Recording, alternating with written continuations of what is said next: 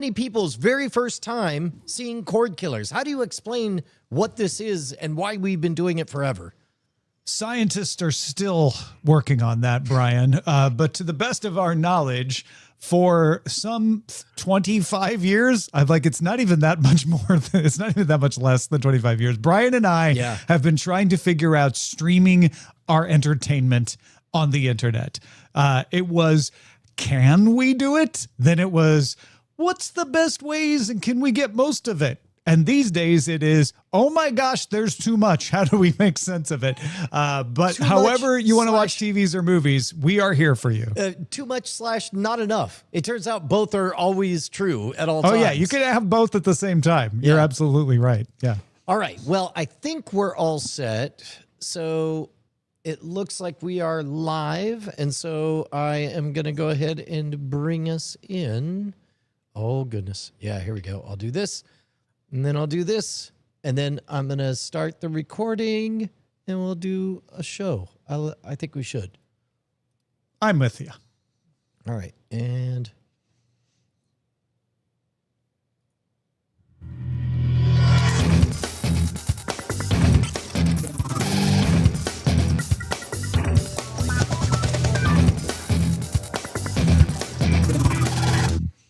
You know, Brian, the kids these days just start talking at the beginning of their videos. They don't do things like, welcome to Cordkillers. The world of entertainment is turned upside down, and we're just trying to find out how to watch what we want, where we want, whenever we want. I'm Tom Merritt.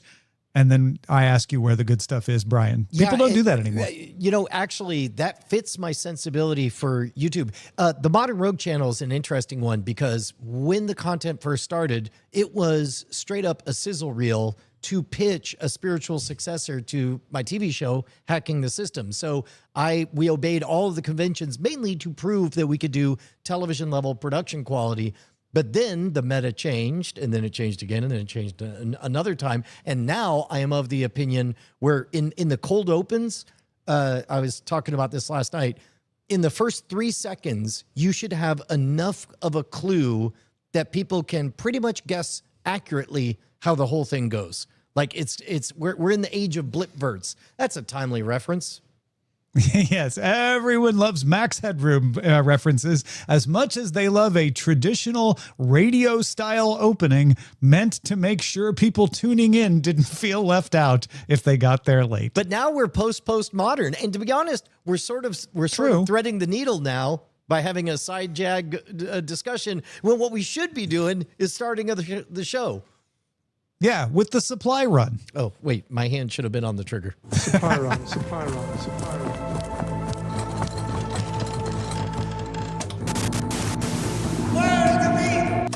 Now, I do have a 10-minute explanation of why we call it the supply run, but let's just shorten that to, it's the big story, okay?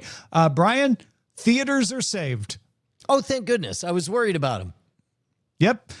Spider-Man, brand new day, $927 million opening at 90,000 screens worldwide, the second best ever opening for a motion picture.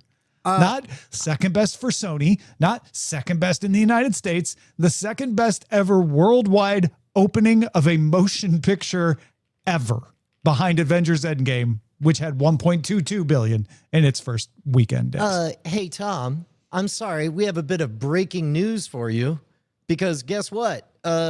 Spider-Man officially overtook Avengers Endgame to become the #1 domestic opening weekend in box office history. Okay, let me finish going through all of my stats here and see if that's still true. Okay. Because the number I gave you was for Thursday, Friday, Saturday, Sunday. And that was a number that was given on Sunday. The other part of this that is important to note is that the projection globally for this movie that just made $927 million was $425 million. So it more than doubled the projection. And unlike Avengers Endgame, it didn't play in Russia.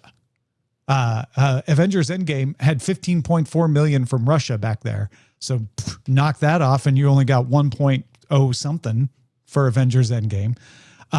It's also delivering the highest grossing Monday in history, which I think is where you were going. You add 47 million to that. Oh, you know what? I'm sorry. It's domestic. It's the best Monday since 2018's Black Panther. In fact, it was higher than Black Panther with a $47 million Monday, and that pushes it past 1 billion. So now it's in Avengers Endgame territory. You know what just happened, Tom, was when you said number 2, I was like, oh, I remember reading it overtook to number 1. And indeed, I did remember that headline, but it was domestic. It did overtake number 1 domestic. And so just now when I did my fact checking, I saw confirmation, but it was of domestic, not worldwide. So it's number 1 for Endgame domestic, number 2 worldwide without Russia, right? Which Endgame had. It's number 1 ever Monday, beating Black Panther, and it didn't have IMAX. The Odyssey had an exclusive on IMAX through the end of this past weekend. I didn't know now it goes to IMAX this weekend, where the Odyssey will still be available, but it can actually share screens. The Odyssey also had a $911 million global running cume. We had Toy Story making $20.8 million this weekend. Not bad for its 7th weekend. It has a running cume of $1.065 billion worldwide. Then there's, let's see, the Pixar Toy Story 5 movie. Yeah. Okay. Making all of that money.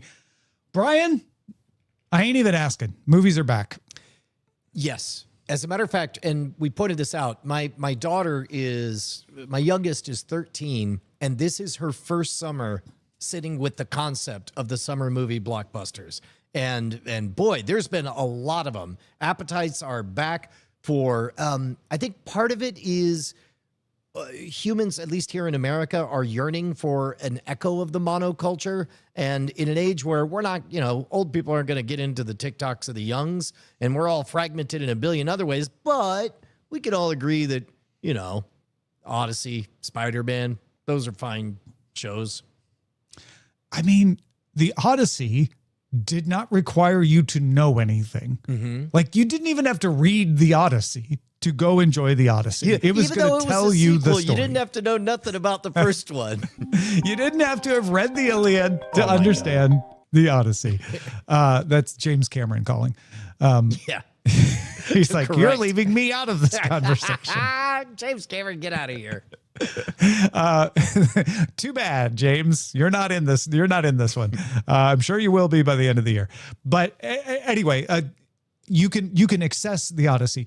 Spider-Man Brand New Day is not a movie where people are like, well, I haven't seen the other Spider-Man. Do I need that? No, Brand New Day. The whole premise is everybody forgot Spider-Man, you included. Enjoy. Come on in. And third, apparently, these are both good movies.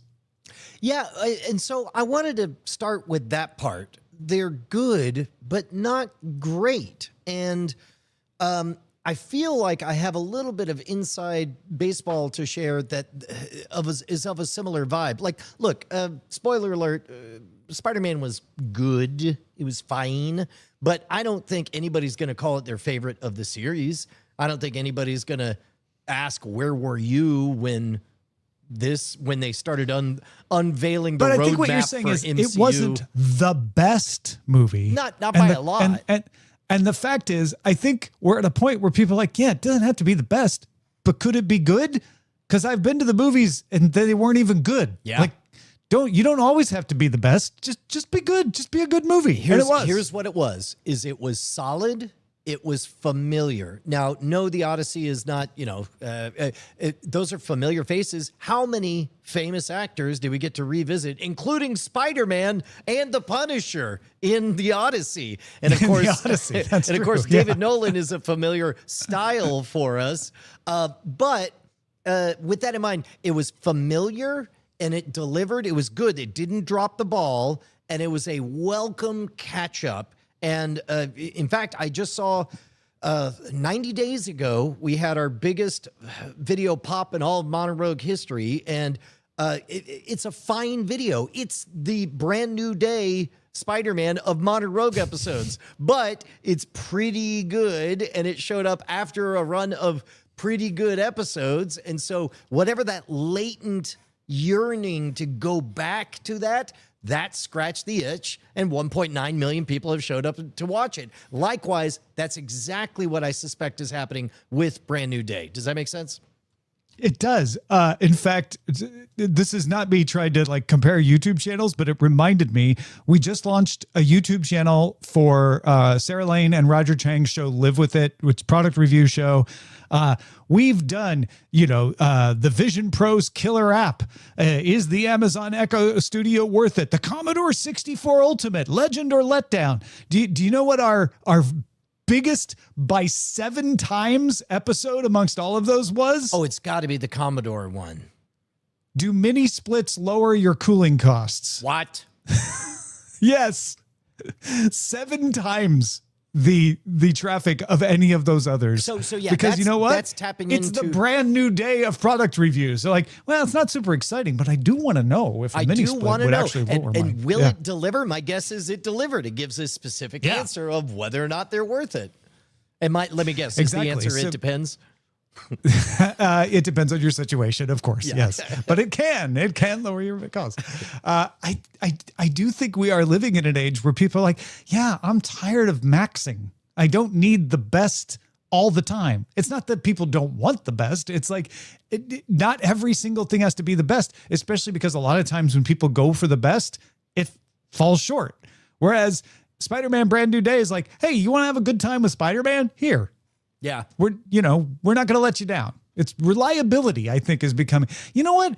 I'm taking this metaphor probably too far, but I've noticed lately that the financial service advertisements that I see on sports broadcasts are all saying, Bobby and Linda wanted to buy their dream house, but I told them not to, and I was the only one who did. But they listened to me, and now they have more money to retire on. It's like basically, to be honest, like, let's go 30 seconds galaxy brain here, because I do think that these are societal trends and pressures. I think that we were maxing for a bit, and we were seeking distorted, hyper customized experiences, and now with the lingering AI beast in the room, there's general anxiety as we do this great reshuffling to figure out what are the new rules, what do we really care about, and behind all of that is like, you know what, we want to be together. We can all compromise on our hyper specialized maxing things, and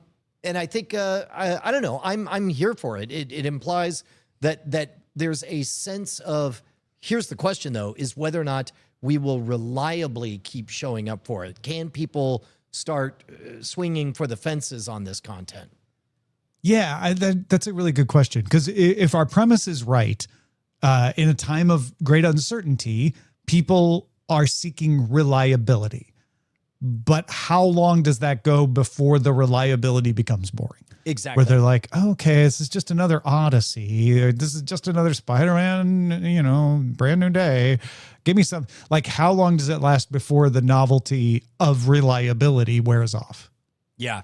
Well, yeah. Well, and we have a generation incoming right now who grew up bored of this hyper specialization. Mm-hmm. And in fact, they seem to have really healthy attitudes. Like, I mentioned my daughter Josie, 18, naturally turns her phone upside down and keeps it out of the way and looks down on anyone who pulls out the phone at a social gathering or whatever. That discipline comes naturally, partly because it's more interesting to be talking to another person than to get your hyper specialized, individualized content. And Toy Story 5, clearly a sequel. No way around it. Spider-Man Brand New Day is technically a sequel, but also soft kind of like, reboot. But you didn't need to see the others. And the Odyssey, of course, while we're jokingly pointing out that it's technically a sequel, not a sequel at all. People are able to just go. So I think, too, it shows that you just need to do a decent movie It doesn't matter whether it's a sequel or not. A sequel will get people to pay attention to the trailer, perhaps, but there are plenty of other ways to get people to pay attention to the trailer. And then you just have to have a good enough movie that people want to go see it. Now, then it brings us back around to that question of at what point does it need to raise the stakes? We can probably be like this for another cycle or so, but maybe next summer people are wanting something a little more than just reliable. Yeah. So, and it'll be interesting to see kind of mission creep. Like now that anybody can summon mass outrageousness at the click of a button, I think that instantly bottomed out the market for mass outrageousness. I wonder how much Backrooms and Obsession had to do with getting people used to going back to the theater too, right? They're like, oh, this thing I know from the internet, I want to see in the theater. Where is this theater? How do I get there? How do I buy a ticket? And then suddenly they've learned and they're like, oh, that wasn't that bad. That was kind of fun. I know how to get there now. Let me go see Spider-Man. Let me go see the Odyssey. Now, do you think it was luring people in general or specifically young people? I think probably more young people, but less about demo and more about out of practice. Mm-hmm. Like, all right, how do you do this? You go to an app, you buy a ticket, you drive there.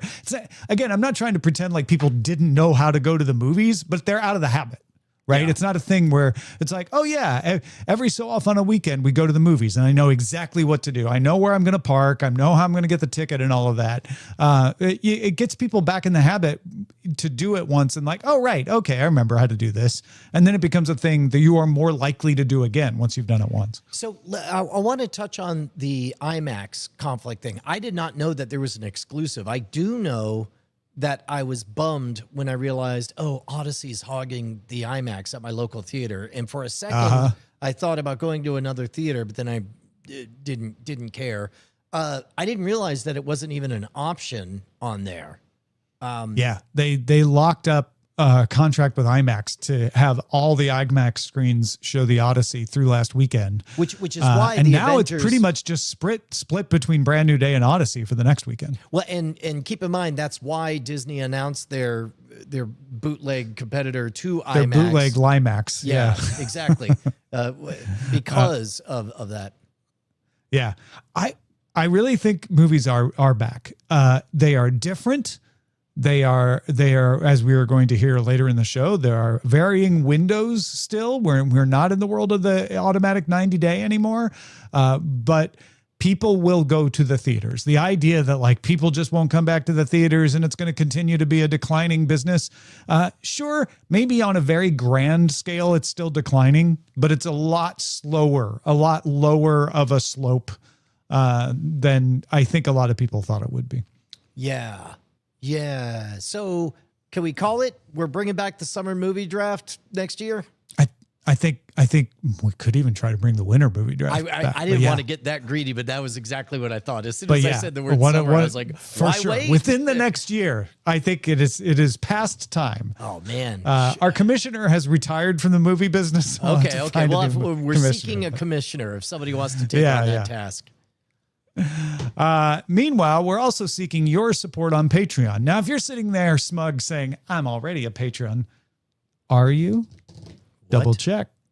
Because sometimes people thought it would be fun to give us a nickel, and it turned out Patreon charges, or not, the credit card companies charge more than a nickel for the charge. And Patreon had to drop those people because they didn't like losing money on transactions. Go look. Yeah, take the Patreon challenge. Go see. Yeah. And if you're very sure you're not a Patreon supporter, why not fix that? Head on over and get exclusive access to our after talk discussion, get ad-free versions of the show, and get a direct line into our community by becoming a patron right now. No better time than right now. We'll wait. Patreon.com/Cordkillers. Especially because we are getting ready for a reboot of how we organize everything, and you're going to want to be on that list. Speaking of which, this will be a related side jag. When it came to talking about things that we watched this week, Tom, one of the things that I saw is, I can't believe it only has 12,000 views, but it's the title of it is A Conversation with Jack Conte. Have you seen this? Oh yeah, of course. Yes. You did. Why have more people not been watching this? It's amazing. The South by Southwest thing that he did. I feel like people think they know what he's going to say. Yeah, because they think. Did you catch him breaking down, crying midway through as he quotes from a economics report? Like, like basically the number of man hours per dollar, something for a single violin player, and then he goes through the numbers saying we all laugh at the synthesizer scaring everyone, but here's the real facts: 100% of all these albums were done by a symphony, and then the synthesizer came out, and then none. And it's like we are going through that level of massive change now. And I don't know, I got weirdly really inspired watching it. I thought it was powerful stuff. Yeah. No, Jack's good. He knows what he's talking about. He believes in his purpose, and that comes through in everything he says. I enjoy everything he does. Yeah, just look it up. It's a terrible name. It says A Conversation with Jack Conte. It's his thing at South by Southwest where he talks about how talkies terrified everybody and synthesized music terrified everybody, but also he's wildly passionate and angry about the LLM companies training on other people's data. And he encourages the audience to challenges them, saying, I want you to hold two thoughts in your mind simultaneously while we talk and think about this. And it's really a great talk, highly recommended. Yeah. And it hopefully will encourage you to go to patreon.com/Cordkillers and keep us loud, live, and independent. Okay, now that you have supported us on Patreon, it's time for the search party. Unless you haven't, then you shouldn't do it. Then stop listening.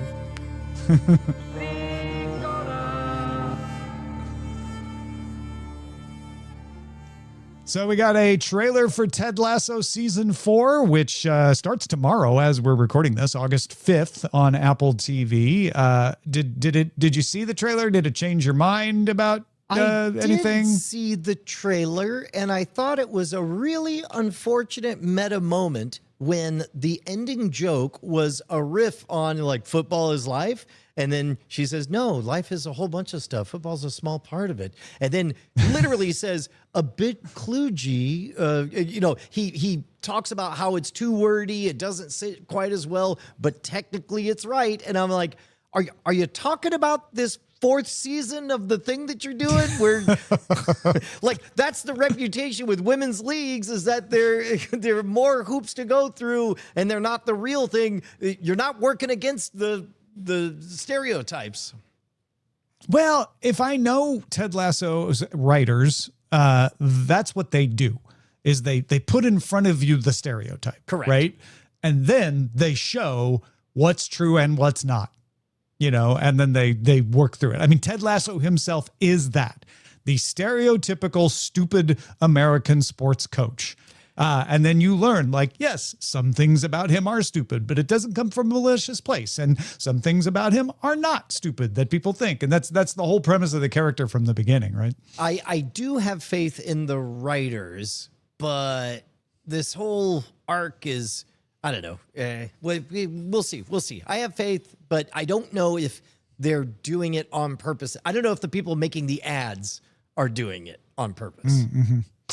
ESPN and the CW have announced a live sports partnership. Will all launch now, August 4th. CW sports programming is going to be presented as live streams in the ESPN app. So on mobile, on TV, as well as on the website. So if you log in on the website, so not showing up on television, on cable television, it'll still be on the CW there, but CW doesn't really have much of an online streaming presence. So they're going to sell their rights through to ESPN so that if you subscribe to ESPN's app, you'll get more than you would if you were just a cable subscriber. That makes sense. Yeah. I mean, I guess if you're a cable subscriber, you probably have the CW, so you're not really getting more, but you're getting it all through the ESPN app. And CW gets to be like, well, we're going to make more money because more people will see the programming than would otherwise, because we don't have as much of a presence in streaming as ESPN does. Yeah. AMC global.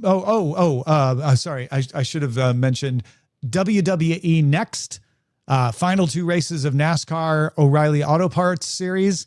140 hours of college football. So the ACC, Pac-12, Mountain West, that doesn't start till August 29th. But those are among the sports that CW has. For those of you who are like, wait, what does CW have that I want to watch? If it's one of those, there you go.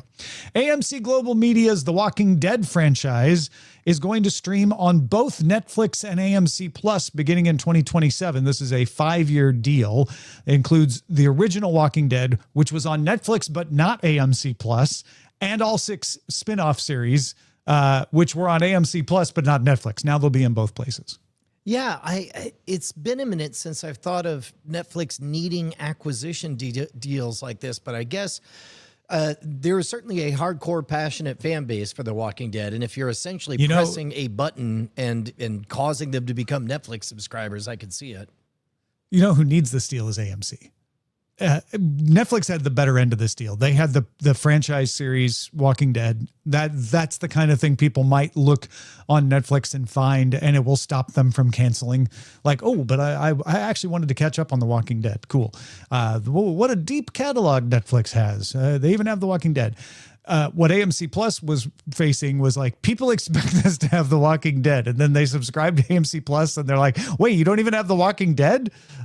So now they gave Netflix the bone of like, well, you can have all of the series to keep people that are there, but then when people subscribe to AMC Plus, they won't get mad because The Walking Dead isn't there.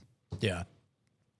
Children of Blood and Bone will hit theaters January 15th, 2027. Film is based on a book from 2018 by Tomi Adeyemi.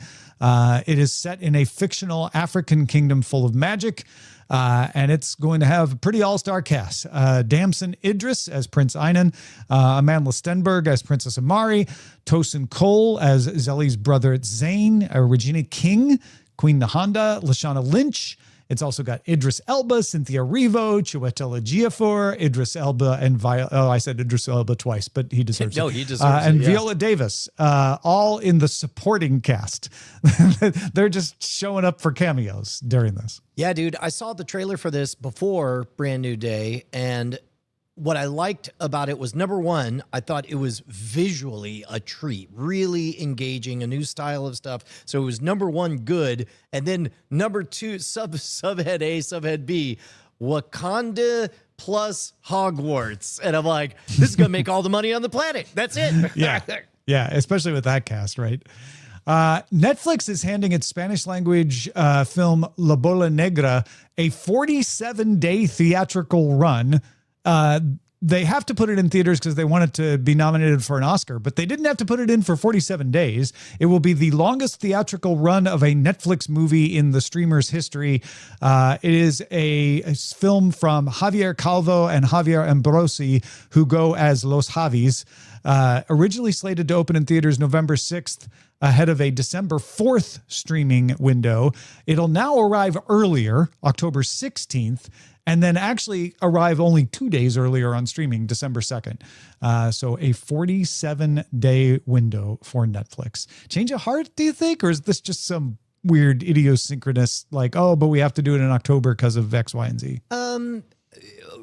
Number one, we can't possibly know, but this feels to me like a bit of a Hollywood ingratiating overture where it's like, I'm sure there's a bunch of technical reasons this made sense, but also if this has real juice, if this has Oscar momentum or something like that, then this is thrown at a bone of a longer theatrical release would be a kindness that might be repaid in other ways. Yeah, it's the kind of thing that maybe softens a few voters up, right? Yeah, or just keeps it like this out of nowhere gesture of goodwill is the kind of thing that gets it in the industry rags, which is why we're talking about it now, which puts it on the radar of that kind of stuff. For a long time, people have asked us to watch Babylon 5 for the full experience or anything. In fact, it's literally why we invented the full experience. Yeah, and Warner Brothers is now making it even harder for us to put off doing it because they are slowly posting all of the episodes of Babylon 5 on YouTube for free. This is not a paywall. This is not a thing where you buy them on YouTube. The Gathering went up yesterday. Midnight on the Firing Line, and season 1, episode 2, Soul Hunter. Here they come. All the episodes of Babylon 5. I mean, we'll see if they go all the way to the end. But I guess if they do, if Warner does end up putting the entire run of Babylon 5 on this new Babylon 5 channel, maybe that's the sign that we have to do it. Yes. Well, we won't be able to say no. It's an offer we can't say no to. But Tom, I stumbled across something that I'm sure you probably have noticed because you notice these things more than me. But I was looking for a particular clip from a G.I. Joe episode, and I just found Hasbro has a 24/7 fast channel of all the G.I. Joe episodes. Of just G.I. Joe episodes? And, yeah, which I thought was pretty clever. Although they have all the chat rooms turned off, which I thought was also interesting because it's like, well, isn't that the reason that you tune in is to watch with other people? But I guess not. No. Maybe it's just while you're coding. Well, yeah, it could be a reason. That could be a pitch, right?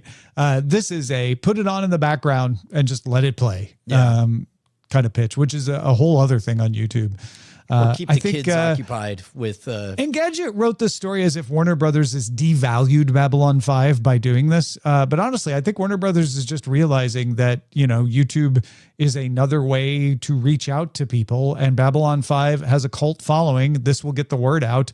And then people will watch it in great enough numbers that it actually could turn some revenue for them and probably turn more incremental revenue than it would as a lure to subscribing to HBO Max or selling it to Netflix or something like that. On top of that, now we're in such a big data age, it would not surprise me if maybe one entity or the other could just say, hey, right now, this many people are looking for this here, and then that energy is going to this other place instead, this other show or these bootlegs or all that stuff. Here are the projections of how many people would be interested and what we see with reawakened fandoms and like nowadays we're able to model everything hyper specifically where I don't know, it's crazy. I wonder if YouTube gave him a sweetheart deal too. Because, as we talked about previously, Peacock is coming to YouTube Premium, which is a huge benefit for YouTube being seen as the place to watch TV. I could see YouTube kicking a few more dollars over to Warner Brothers to be like, hey, while you're waiting for that acquisition to close, you probably need a few more pennies. And if people think of YouTube as a place to watch Babylon 5, that wouldn't be a bad thing for YouTube. So why don't we do that? I have no inside information that happened. I do know that YouTube wants to be seen as your place to watch television. Yeah. All right. Nielsen put out the top 10 streaming titles from the first half of the year. Stranger Things dominated the first half of the year, 23.26 billion minutes, followed by Bluey, which is always at the top of these lists. The Pit, speaking of HBO Max, 21.12 billion. Grey's Anatomy is always on this list. The Big Bang Theory is often on this list. It's there at number 5. Bridgerton, followed by SpongeBob SquarePants, Family Guy, Bob's Burgers, and Paw Patrol. Yeah, I did my part for Bob's Burgers. So did I. Yeah. A lot of these are recurring favorites. It does seem like people just like watching the kidsy animated stuff. Especially the ones with kids, they're going to put on Bluey and just let it play. That's going to be helpful. Interesting to see Stranger Things dominate the first half. And Netflix is the only one who can push Prestige up into the top 10, except for HBO Max with The Pit. And you can argue whether The Pit really fits the Prestige definition or not, but it does. Yeah, I think it does too. And I think it is bucking the trend. Grey's Anatomy, yes, still a current show, approaching Gunsmoke levels in its length of run. But I think people do just watch Grey's Anatomy versus Stranger Things, The Pit, and Bridgerton are events. Like, ooh, the new season is out, right? Yeah. All right. That is no ding on Grey's Anatomy. It's just less of a big deal that there's a new season of Grey's Anatomy than it is for those others these days. Let's move on to the buried treasure. Most people want to know why they suddenly got rich. Buried treasure. Buried treasure is where we talk about stuff we've watched. Brian kind of teased a conversation with Jack Conte as something he watched earlier. Do you got anything else to add in here? Yeah, I did go see the Odyssey and I did go see the Spider-Man. Both were, like we said at the top, they were solid. I don't know that I ain't gonna name my kid after any characters in the Odyssey. Whoops, I already did. Okay,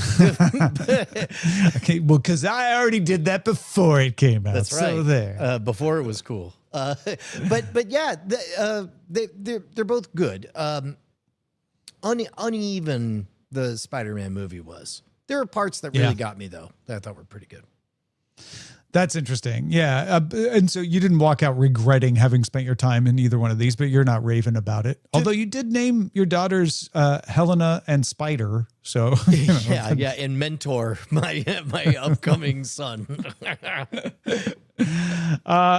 I watched Lollapalooza, as I do this time of year when Lollapalooza happens in Chicago. We like to turn it on and watch the concerts.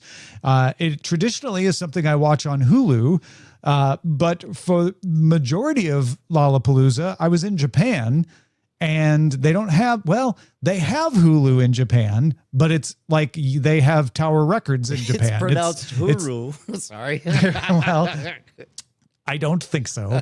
But it's a brand that they licensed and then put out there. I didn't actually go look to see if the Japanese version of Hulu has Lollapalooza on it. I just went to Disney Plus because I knew Disney Plus owns Hulu. And so I'm like, it's happened to you now. Yes. I turned Disney Plus. The hotel we were staying at had YouTube, Netflix, Disney Plus, etc. So I launched Disney Plus, logged in with my phone. It was super easy. And there it was, Lollapalooza with a little Hulu in the corner. I'm like, yeah, I don't even know if the Japanese version of Hulu would have had it or not. But I'm watching it here. And so I did. And it was great. And then when we got back home, I turned on the TV and I turned on Disney Plus, even though I did have Hulu and I could have watched it on Hulu.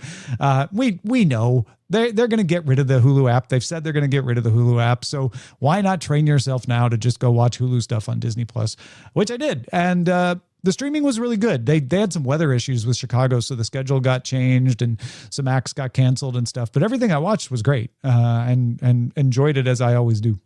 Right on.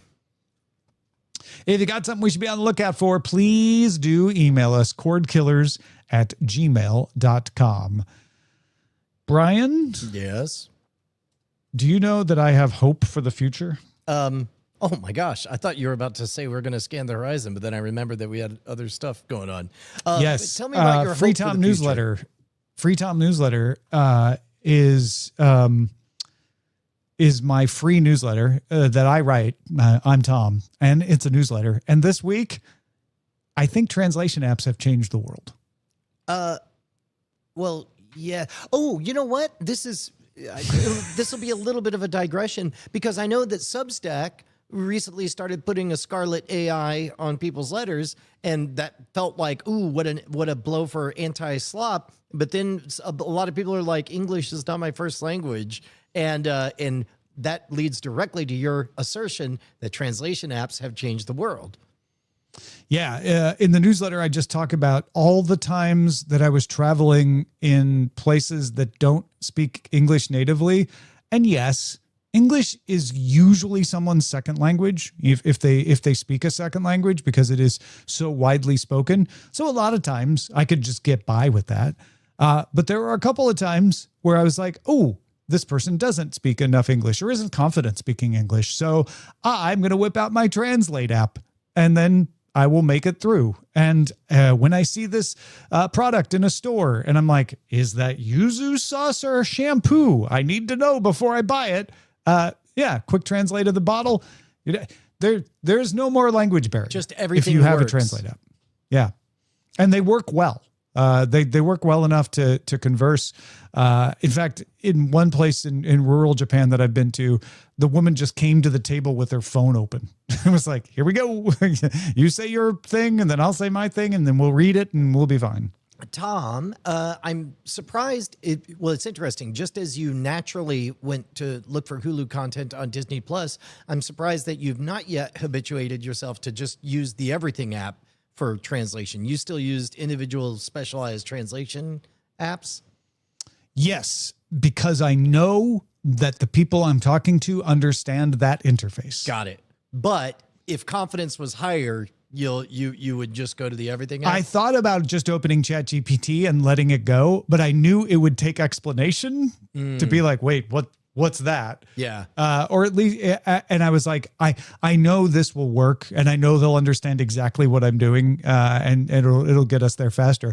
But yeah, it won't be long before it becomes more natural to just be like, oh yeah, let this thing listen to me and then talk to you, and then we'll do that. Tom, I know that traditionally this is our ad slot and this is where we're advertising, Free Tom Newsletter. Yeah, and I should say, if you want to know more about what I experienced with these translate apps, freetomnewsletter.com is the place to go. But yes, what were you going to say? Well, I feel like we should both do the ad this time because we both have something to advertise, because since last time, is this the first time we did a Modern Rogue episode, just the two of us? Oh crap, you're right. This should have been the entire thing. I totally forgot that this was out. Yeah, we didn't, this wasn't out when we talked last time. I've been watching this release like a hawk, partly because it touches on the radioactive subject that nobody wants to talk about. But meanwhile, it's a very simple utilitarian test of whether or not you can set a robot to go claim unclaimed money that you're owed. And it ended up being a fantastic episode. It's great. I settled on the title, Go Find My Money is apparently a working AI prompt. And you guys voted on it. It's great. Highly recommended. It's me and Tom in the same place, and Tom in his field of expertise explaining stuff. Yeah. What's really funny is that I was lying on a bed in Japan with Lollapalooza playing while wearing the shirt that I'm wearing in this video when we were talking about what we should title this. That's funny. Yeah, that's right. Yeah, we did a few lanes, but it was unambiguous that the phrase apparently was the right amount of skepticism for everyone. Just the right amount. Yeah. Yeah, go check this out. This was really fun, and it was fun to walk through it with you and kind of tag team on how we were going to get it prompted to do the things we wanted to do. And of course, the big juice is the payoff, the literal payoff in the end. Yeah, and that was just the beginning. Now I got to have the robot finish everything. Anyway. Yeah. Watch that episode. Go watch that episode right here on the Modern Rogue channel. And now we shall scan the horizon. Send a scanning to avoid. Scanning the horizon! You know, one of the things I was thinking about when we were talking about HBO Max and Prestige and getting, putting things like Babylon 5 on YouTube is like, how many more ideas do they have that they don't want to execute on because they know they might or might not maybe merge with Paramount, because this trial is going to delay that merger. Paramount asked the judge to start their trial in November in the lawsuit that was brought by a dozen state attorneys general and the Writers Guild America. The state attorneys general have asked the judge to start it in April. The decision on scheduling is up to the judge, Araceli Martinez-Olguin. And don't forget that no matter when they set this trial, Paramount has agreed not to close until after the trial is done or June 30th, whichever comes first.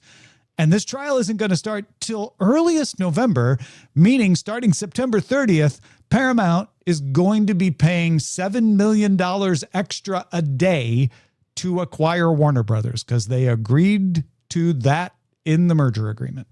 Yeah, so I don't think we have had any firsthand contact with anybody not liking this. To be honest, we thought that this was kind of a bailout situation and that most people would be for it. But now hearing the backlash in other quarters about, people worrying about their jobs, about being made redundant and so on. How do you feel about this merger just writ large? Like, are you excited about it or not excited about it? Yeah, listen, I have lost my job in a merger. Yeah. It was not great, but honestly, I don't look at that as the downside here, because usually what happens is mergers create space for new things to create, and eventually jobs fill in. At least that isn't always the case, but it's often the case. I think it's understandable to look at a merger and say, well, yeah, they're going to get rid of a bunch of jobs, and that sucks for the people who lose their jobs, because it does. But it doesn't tend to be the disastrous, like, and now tens of thousands of former Warner Brothers employees are on the streets. It will end up with some people on the streets. So, I don't want to minimize that. But I don't think it's the widespread danger that people talk about. So when I think of these mergers, I do tend to get a little cold-blooded and think about, is this going to be better for me as a consumer? Will I get better things because Paramount and Warner are teaming up? And I was way more excited for Netflix from that perspective, where I thought, you know what? I think Netflix and Warner will make some really cool stuff together. Like Netflix's sensibilities combined with Warner's IP could be magic. Paramount strikes me as David Ellison trying to preserve old Hollywood with maybe some new ideas, but I'm not quite sure what they are. And him buying Warner Brothers is just basically saying, let's old Hollywood even harder. And so I don't think it's horrible for them to merge, but I don't see the consumer upside that I was thinking before. I don't know, unless they were able to have like Star Trek land at Hogwarts or something, because they got both those IPs. That could be fun. To be honest, the only benefit to the consumer, in general, I'm a little bit allergic to cartels, but if they cartel up, a first move that they would do is to essentially lock down a release schedule, which, not for nothing, while that rarely yields interesting art, it would yield a reliable release schedule that would let us get back to the movie draft. So that part was exciting. I don't see this as a cartel because I don't see these two as very big players. Well, the big players in the grand scheme of things, but I'm thinking specifically of box office releases. Yeah, but you've got Apple, you've got Sony, you've got Disney, you've got Amazon, MGM. Like there's a lot of competition. I don't look at this and fear like, now we're not going to have much choice. If anything, everybody's complaining they have too much choice. There's too many outlets. And that would be the one benefit here is like, if HBO Max and Paramount Plus squeeze together, then at least that's one less bill that I have to pay because they're all part of the same service. Yeah. MSG Networks and YES Network have struck a new partnership that will make DAZN the exclusive direct-to-consumer streaming home of their properties, starting with the 2026 NBA and NHL seasons. Subscribers within their regional coverage will have access to the Yankees, Knicks, Nets, Rangers, Devils, Islanders, and Sabres games, as well as 24/7 feeds of all the shows on MSG Sports Network, and the YES Networks. This is two very big New York-based regional sports networks saying, you know what, let's just bundle up with DAZN. People are not going to like it because they're going to have to subscribe to the DAZN to get this, the way you used to have to subscribe to cable to get regional sports networks. But once you do, you'll be able to get both. MLB, NBA, NHL, they may not love it because they've been trying to get everybody into their arena, and this is going into a different arena, DAZN's arena. We'll see what kind of deals they can make with DAZN to be able to show this stuff in the MLB and NBA and NHL apps.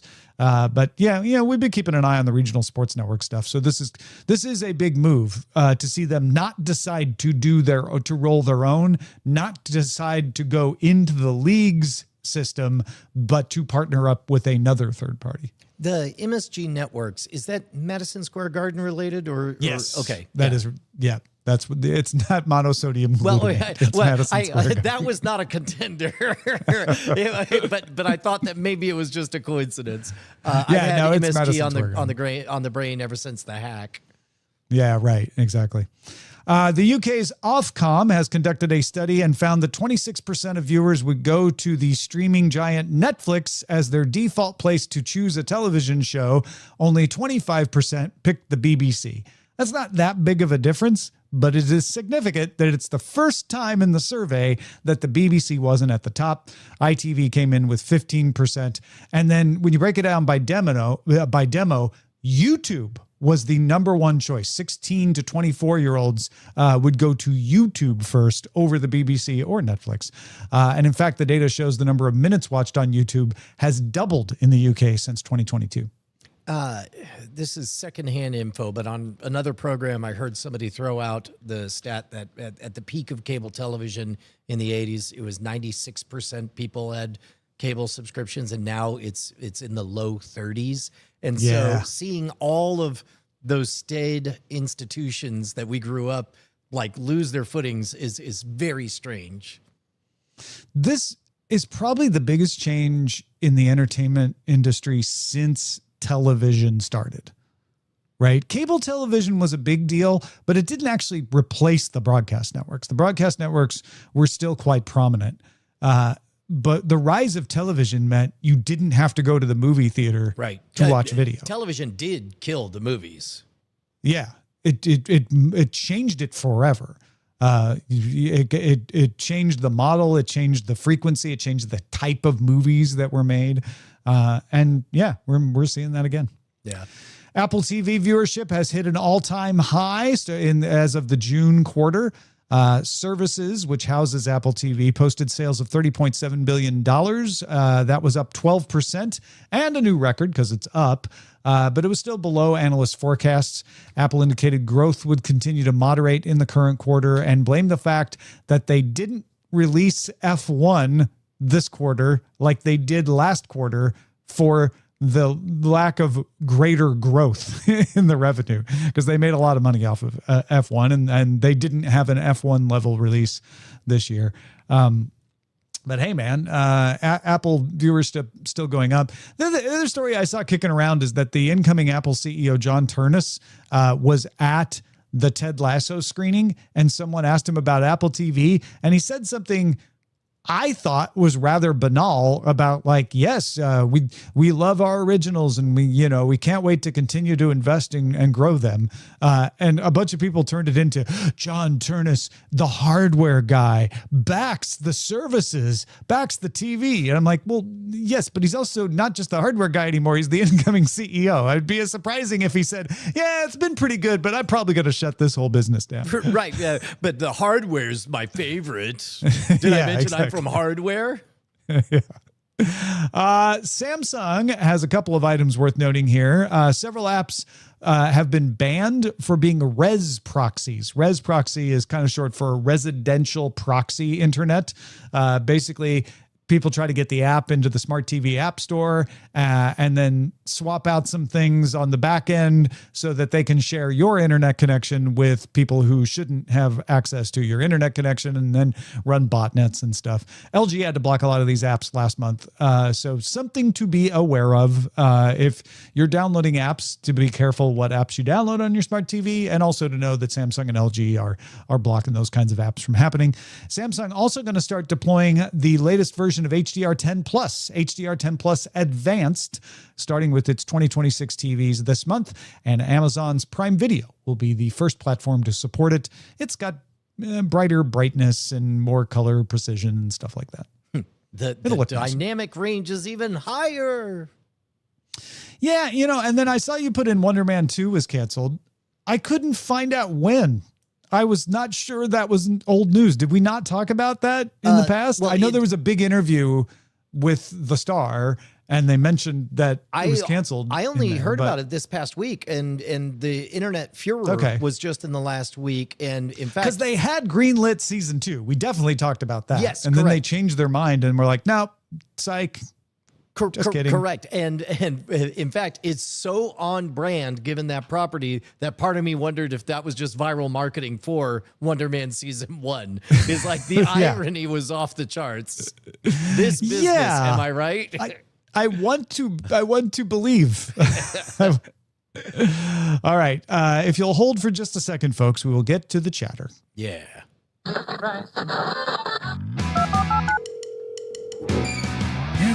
Got mail.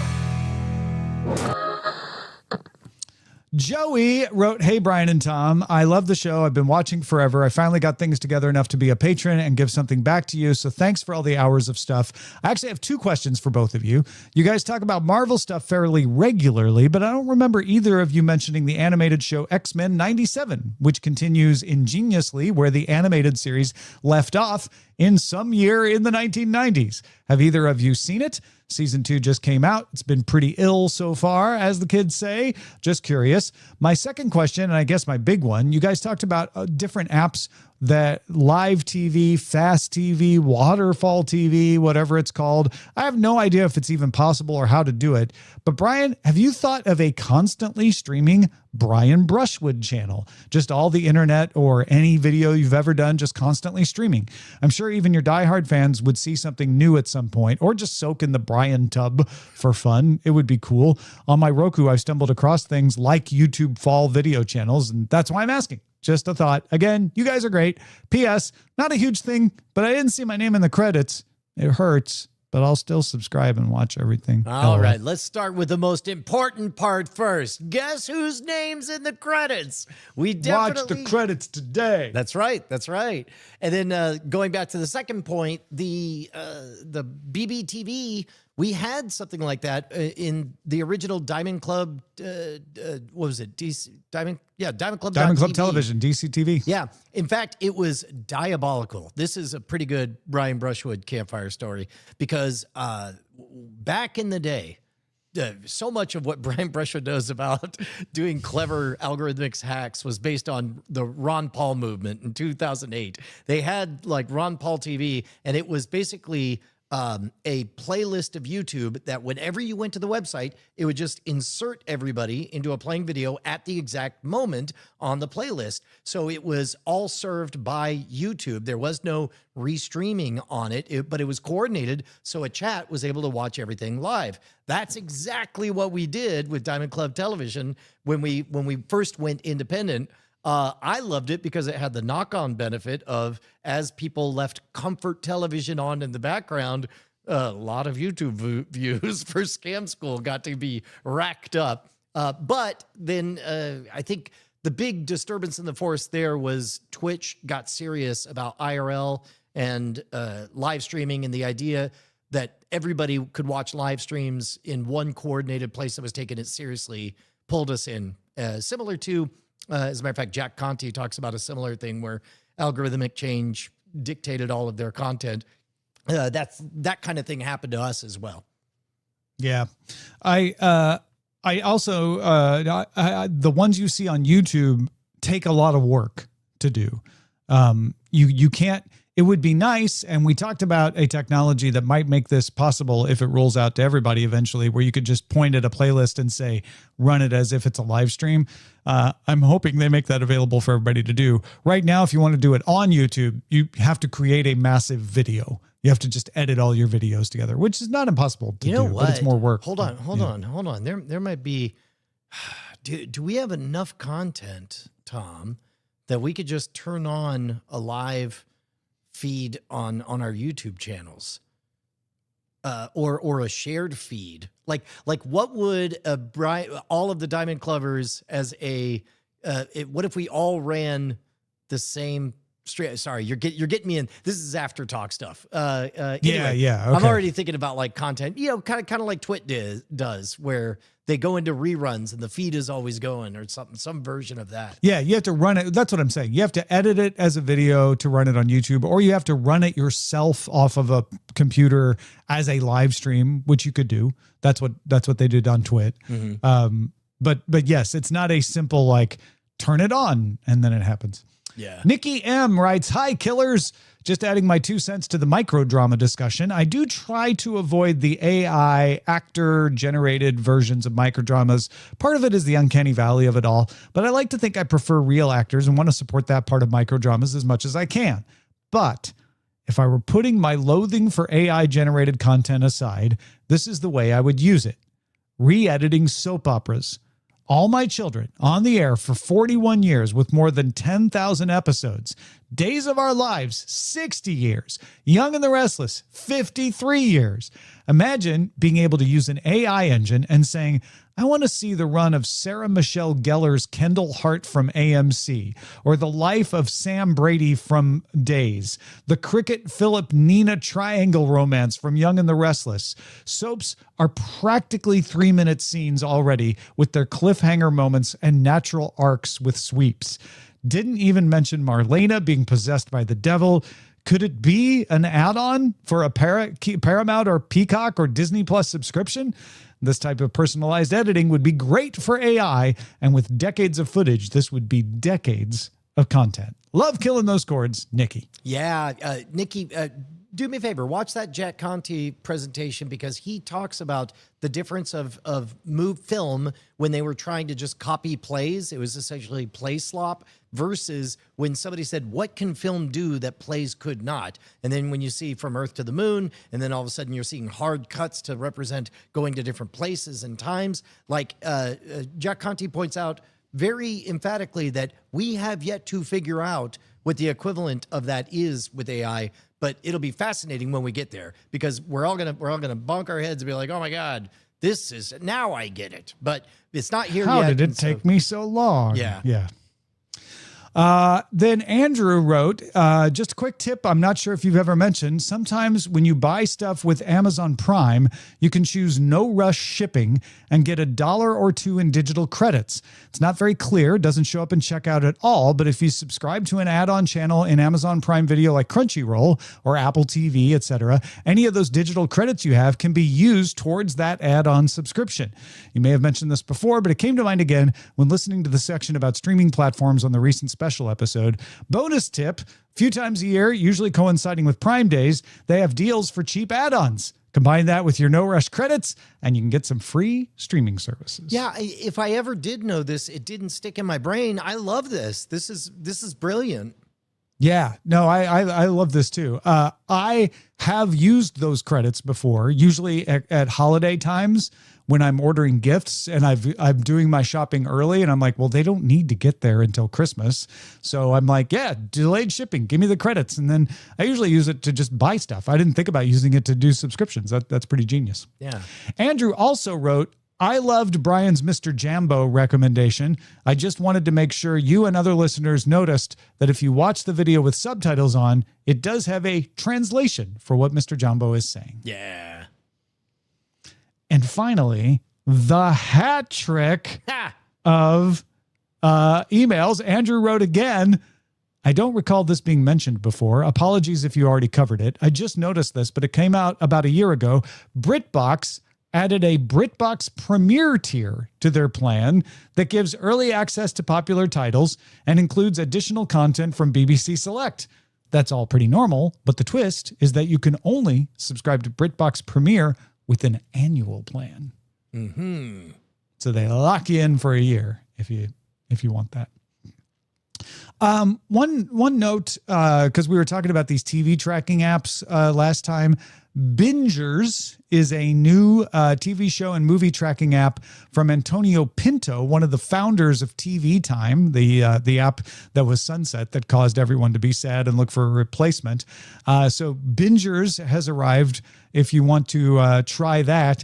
But longtime listener Christopher Shirley of Belfry wrote in and said, I also made an app. I built Belfry, a TV episode tracker and reminder app, partly because TV Time shutting down left a real gap for the audience you talk to every week. People juggling 5 services and needing something to actually tell them when a show is back on.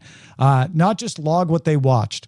You get one-click import from your TV Time DB or tracked series reminders, SimCal, or even IMDb reminders over email, push, SMS, and a calendar feed for people who'd rather subscribe than get pinged.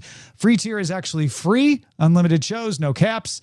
Paid tiers, where you get extra features, are $29 to $79 a year and will fund ongoing development.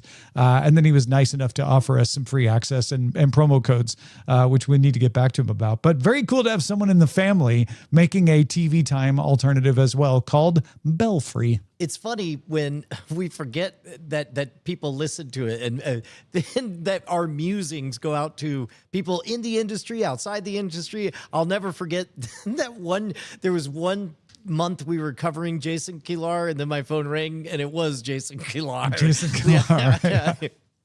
And then finally, Dylan said, "Ahoy, oh killers of chords. I believe I remember you guys mentioning in the last episode wanting another way to watch shows for the full experience. I'm sorry, I mean the full experience that sometimes get region locked or don't have the full series. Hope this helps. I like to use this site to watch along with you guys when I'm not able to find the shows on my usual streaming places. Here's to continuing the cord cutting revolution." And he linked to Cineby.at, Cineby. I don't think this is incredibly legal. I am noticing that now. I pasted it the in, fact and that now it I'm has clicking on it. Spider-Man Brand New Day on the front page makes me think Cineby is just waiting to get shut down one of these days. But Dylan, I appreciate you giving us the resource. I appreciate that very much. If you have thoughts, you can always email us, cordkillers@gmail.com. And we are live on twitch.tv/nightattack and youtube.com/modernrogue Tuesdays, 5:30 p.m. Eastern, 2:30 p.m. Pacific. I reckon we'll talk to you when you join us next time.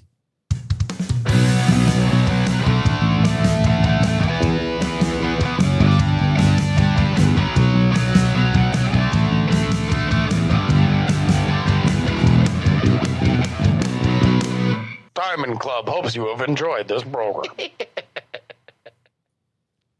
Look at Joey Hunter on there. Joey. Super legit. Ooh. That was a All good right. show.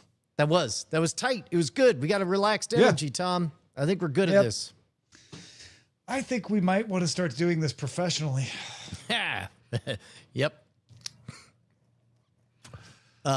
Here, I'm gonna get. Dangerous waters. Yeah, you best watch out. Here, I'll be right back. Careful what you wish for, Merritt. Wait a second. Here, I'll go. And, You want to see what I put on the got from a 3 shot. capsule machine? Oh, I do. There you go. I got this from a capsule machine in Japan. It's a little bunny rabbit with a suit. It is. It's a character, isn't it? Yeah, it's Miffy. like- Yeah. See, it's like I recognize that. Is it from too somewhere. better? No, it's just too bright. Yeah, Miffy. But I got the Miffy with a suit on. It's business Miffy. Mm. Let me see. What other options were there? I have the little. Everybody throws these away, the little description things. Mm-hmm. No, it's telling me who they are, but I can't read it. I need to get my Translate app out. It looks like a family. There's probably Miffy, Mama, Mama, Dad, and friend. That's my guess. There's only 4 though. What? Mom and Dad have a friend, huh? No, the daughter has a friend. Oh, I actually don't know. I shouldn't say. Somebody has a friend. You know, very Uncle progressive So-and-so, for- he's just for Japanese around a society. lot. They're having a special friend time. Yeah. That's not Korean. Okay. It's Boris, Mother, Father, and Miffy. Yeah. Okay. Is that Uncle Boris or Mr. Boris? It looks like Boris is Miffy's age, but it's unclear.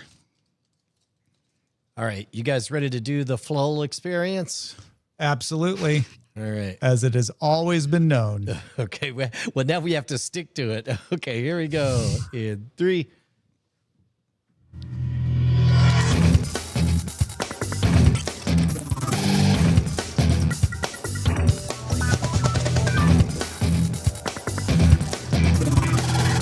Ladies and gentlemen, welcome to the Flow Experience, a show which tries to look at only 4 episodes of a television series to feel like we have watched the entire series. It's an ongoing experiment. We watched the first lowest, ultimate, and last episodes. And we are watching Remington Steele.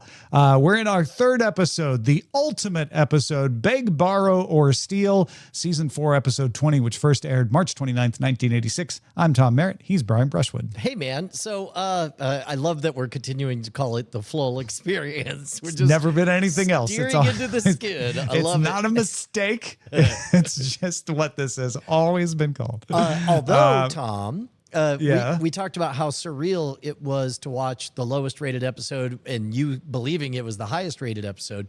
Tom, I cannot believe this is the highest rated episode of this program. It is. If we were doing the full experience, you would have believed that this was the lowest rated? Yes, I was first and foremost. Now, it's very clear that they're having a little bit of fun, and whatever their normal thing is, they're getting a little bit wackier. But I was just so distracted by how unbelievably cheap this production was. Like, this was running concurrent to Moonlighting.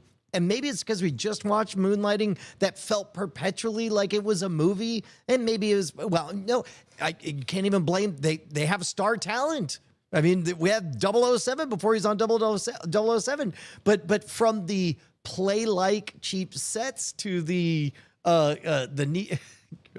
don't know. Yeah, I'll let you go first. But the one thing. Yeah, no, it's always fun because you have the production eyes. So you're always laser focused on production value. I'm always laser focused on the plot. And this had some of the best and worst moments of Remington Steele so far. I'll start with the good. Love that the Pick 6 ticket was a throwaway mention when they had broken in to watch the television episode, thinking that they were accused of a crime. I love that there was a little twist of like, no, they weren't accused of a crime. They were the victims, and now they're assumed dead. Love that shtick. And I was like, what's that lottery thing? Is that going to play in later? And then I forgot about it until we find out that no, it wasn't jewels or money or something that he had pickpocketed. It was the winning ticket at the horse race. And I'm like, that's the thing they were talking about on the TV show. Thought that was great. The first twist at the end, when they arrive and they find out that he's been shot and someone took the ticket, I was like, that's a little cheesy. The second twist, it's the nun. I was like, that's genius. The third twist, it's not the nun, it's Candy the pickpocket. I was like, and you took it too far. Yeah, Like, I actually was really excited when I was like, oh my God, are they really going to make the nun do it? And then, make it the nun. I would have left it right there. That would have been amazing. The rest of it is a lot of plot holes. Pretty dumb to use the credit card. And that shtick. Actually, it wasn't bad because usually it would end up being a little more fumbly. But I liked that the guy played it cool. It's like, yeah, here's your key. I was going to let you go and now I'll make the call. That was slick. But the idea that Remington Steele, international con man, wouldn't think, oh, I probably shouldn't use the credit card right now. Also, when the nun mentioned that Michael Harrigan is in their AA program, I'm like, well, that's not very anonymous. Isn't there only one rule to this club? Yeah. And shouldn't the nun of all people be pretty good at following that? Yeah. Well, and then why was he fake being drunk? What was the point of that? That was like a scheme that collapsed and didn't even have anything to do with anything. He was fake being drunk so that he could throw them off the scent, which implied that he knew why they were there, which may be possible. Maybe he recognized them. And then he was like, I got to get out of here because they know I got the ticket. So I can almost hang with that. What I can't hang with is that the racetrack guy was like, oh, the ne'er-do-well drunk that no one trusts anymore has asked me to package up all the money and carry it over to a nun. Of course I will do that. Not a problem. $1.4 million. Don't mind if I do. Yes, I'll just put it in this case that you can easily steal from me at any point. All cash. Yeah. Tom, Yeah. my favorite part, I wonder if you even noticed my favorite part. I watch with closed captioning on, and there was one time where she said, "I can't believe I slept all night in a muted theater." Yeah. And I was like, was that and I backed up and I had to do a little lip reading to piece together that I guess they bleeped out the word porno. Okay. Yeah. That's what I thought too. But I definitely noticed that. I was like, did they originally say porno and then they had to bleep it out? Was that a I'm certain censor that's what thing? happened. Like, yeah. Yeah. Did they think they could get through it? Like, did that make it through standards and practices at the network and then didn't make it through standards and practices somewhere else?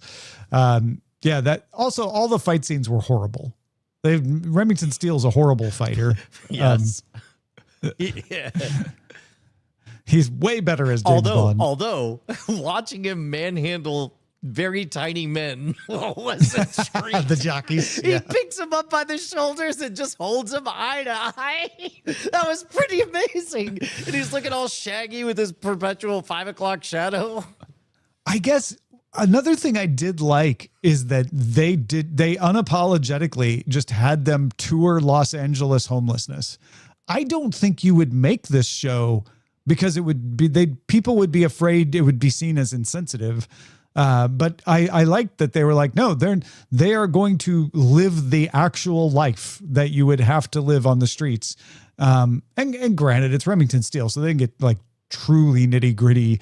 But they talked about being stinky and ripe and hungry and cold and all that stuff. And I like that they stuck to that. They didn't just ignore it, right? They made a point of like, no, they're uncomfortable as they should be.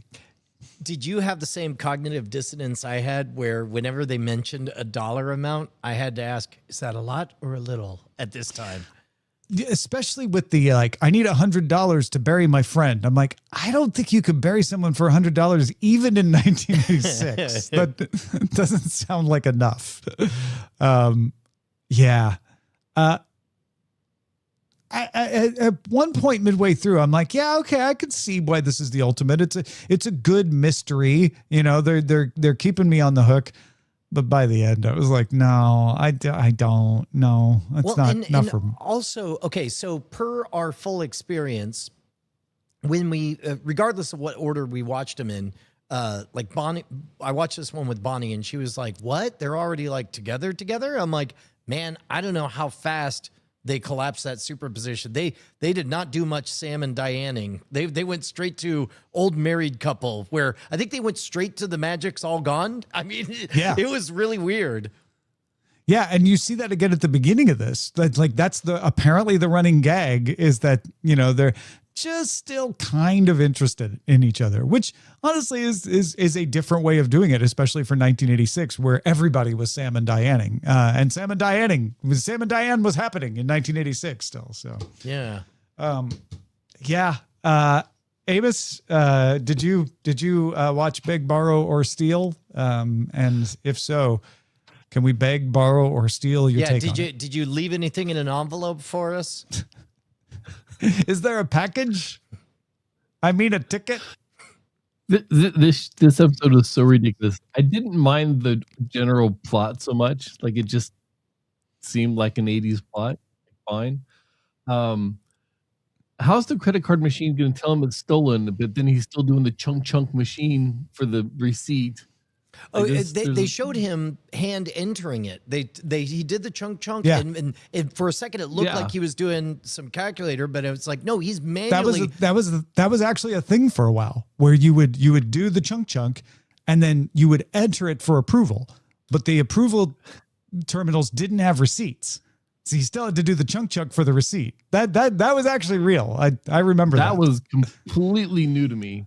I thought we went straight from the chunk to the digital. No, there was an interim period like this for a while. I did catch the muted movie house. I didn't read the lips to see what it was. And then when what's her name with Steele? Anyway, when she called the Laura? office, she came in super hot. She was like, like whoa, like maybe if you're trying to tell someone you're not actually dead, don't yell at them on the phone first thing. Oh, can we talk about that fabulous detective work? He never fingerprinted the victims until the end of the show when Mildred had been arrested and I don't know, maybe identify the body. That's not a bad idea, Mildred. All right, fine. He comes in and monologues and then says, aha, that's why you're the killer. It's like, let me get this straight. You're arresting someone and holding her, and you quite literally still haven't confirmed the body. Okay. Yeah. Yeah. And also, they were hungry. They went 2 nights, so you're looking at 3 days without food, without resources, without a change of clothes. And Remington Steele 5 o'clock shadow stayed at 5 o'clock the entire time. Yeah, I noticed that too. That's a superpower. Yeah. The ability to halt beard growth by force of will. Yeah. It wasn't a bad episode. It was fun. They snuck out a window. When he pulled the window up, the facade of the scene behind it went away, and he crawled into clearly a backstage area. Yes. And then likewise, when they're on the street, they bump into the pickpocket lady. There's 2 dudes in a truck who are they're making a movie, just staring straight down the barrel of the camera. How is this the highest rated episode, Tom? I don't know. I want to say because of the cleverness of the twists in the plot, but they're not that great. I guess maybe in 1986 they were, but again, we sometimes say in 1986 this might have been considered great, except we're going based on IMDb ratings. IMDb wasn't invented until 1996, and the majority of the ratings have happened over the past 15 to 20 years. So I don't know. Ray's mom was in this one. Well, she was a series regular cast member by this point. Yeah. So I don't know. So she's in all of them. 1.4 million is about 4.3 million today. Okay. Yeah. All right. Which makes it even more ridiculous that you throw it in a suitcase. Definitely something I would just throw in a case and without a guard or anything, just walk it over to a church. Head on over.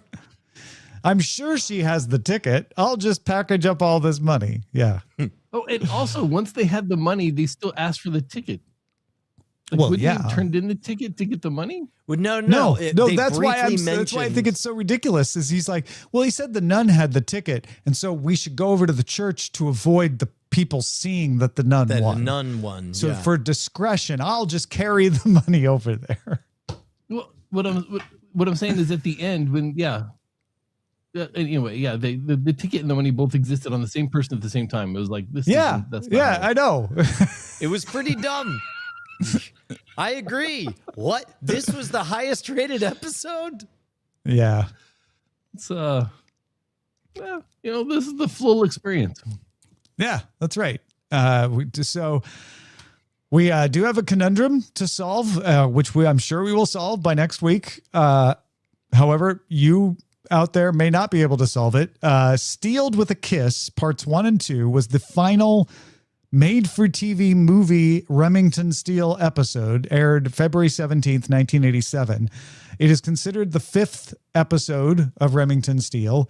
It is not available for purchase or on the Lifetime channel, which is where you had to watch Beg, Borrow, or Steal. Hallmark, yeah. The Hallmark. Or Hallmark? channel. Hallmark, Yeah. Sorry, Lifetime. Sorry, Hallmark, for confusing you. Sorry that you're carrying Remington Steele. I just picked 7-day free trial. So we are going to have to figure out how to legally obtain Steeled with a Kiss within the next 7 days. Maybe we'll go to that website Dylan Theus told us to go to. I'm sure it's perfectly legal. Maybe Dylan will save us. We will try to watch Steeled with a Kiss, parts 1 and 2, episode 505, because that is the last. It was billed as Remington Steele. Basically, they found out Pierce Brosnan was going to be James Bond, and they said, "Ooh, takes backseas on the cancellation. Let's do another season. And they didn't have enough time or schedule to do an entire season. So they did 6 episodes, basically 3 made for TV movies. And so we are honoring that as the last episode of Remington Steele. But Remington Steele didn't run all the way up until he took over with Goldeneye, was it? No, it's just that his casting had been announced. So they were like, let's cash in on that while we still can. Yeah. If we figure it out before this episode goes live, I'll have it in the show notes of this episode. Cool. Or how to watch Our method. Yeah. Okay. If we figure it out before I publish. Steeled with a Kiss, episodes 505 and 506, actually, parts 1 and 2, aired February 17th, 1987. If you want to hear us talk about the real way we ended up watching this, or what we're going to watch next, because we got to figure that out as well, get After Talk. You get it by becoming a patron. It's the only way to get it, unless you ask a patron to give it to you, I guess, at patreon.com/Cordkillers. We'll talk to you next time.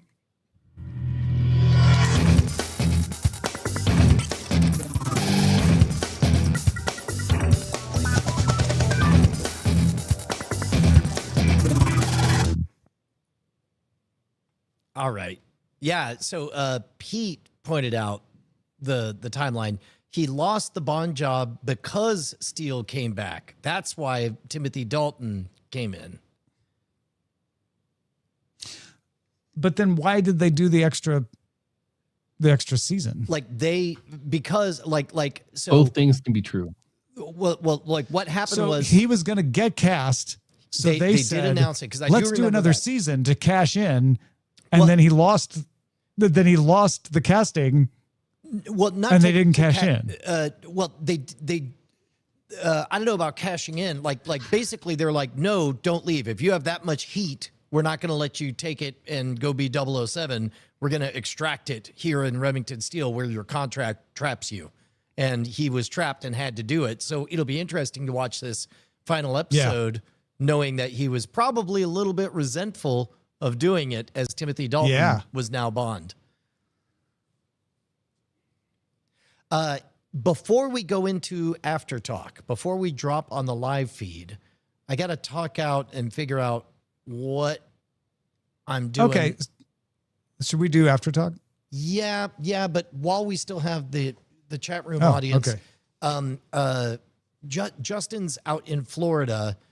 And so I had an idea for a great night that we could do tonight, where I would pit my daughters against each other in a battle to the death.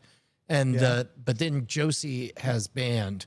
So I'm at, I love that it wasn't Josie didn't want to die. It was like, no, they were all here for it. They thought it'd be hilarious. I'd love to do a battle to the death, but I have band.